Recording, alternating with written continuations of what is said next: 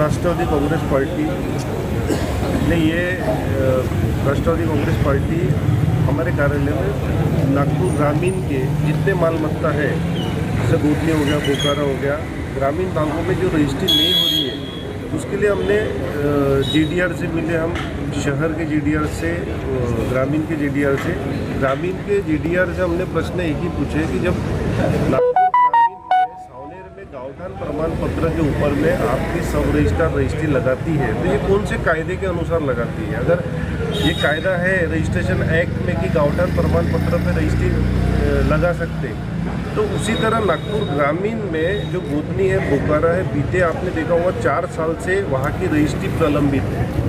और ऐसा नहीं है कि रजिस्ट्री प्रलंबित है, हमको समय समय पे रजिस्ट्री की कॉपी मिलती है, गाँवठान प्रमाण पत्र पे भी ग्रामीण वाले रजिस्ट्री लगाते हैं। लेकिन ये नियम ऐसा है कि जब रजिस्ट्रार को लगाना है तो 1 लाख रुपए प्रति रजिस्ट्री के हिसाब से वो लगाते हैं। उसके 2 प्रमाण हमने उनको बताए कि जहाँ पर NATP नहीं रहने के बाद में भी उन्होंने रजिस्ट्री लगाए, लेकिन एक सब रजिस्ट्रार एक डॉक्यूमेंट के वो 1 लाख रुपये शहर का रेट है और ग्रामीण का एक रजिस्ट्री लगाने का वो 15,000 रुपये का रेट है। इस तरह भ्रष्टाचार करने पर आपकी रजिस्ट्री लगेंगी, भ्रष्टाचार के पैसे देने पर, और नहीं दिए तो आपको ये कायदा बताया जाएगा कि आपका तो NA नहीं है, आपका TP नहीं है, हम रजिस्ट्री कैसे लगाएंगे।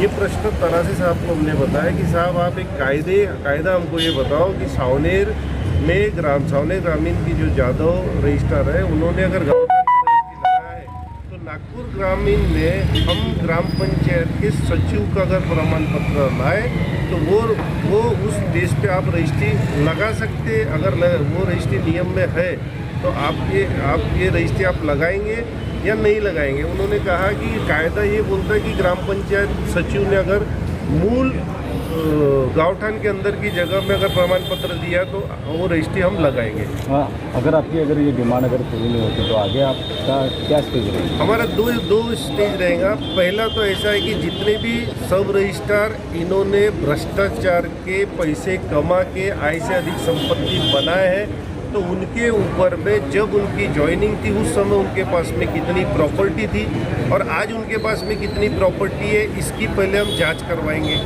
उसके बाद इन्होंने जितनी रजिस्ट्री इनलीगल की है, अब हम इनलीगल इसलिए बोल रहे हैं कि हम अब जब रजिस्ट्री करने जाते हो कागज़ पे तो रजिस्ट्रार का कहना ऐसा होता है कि आप NATP करो, तो इनके सब रजिस्ट्रार में जितनी रजिस्ट्री इन्होंने किया है वो रजिस्ट्री की कॉपी ले जाके हम एंटी करप्शन ऑफिस में देंगे, SP से मिलेंगे और इनकी आय से अधिक संपत्ति की जांच करवाएंगे। अगर वो रजिस्ट्री इनलीगल ठहरी तो इनके ऊपर में कार्रवाई करो, आय से अधिक संपत्ति है तो उसकी कार्रवाई करो।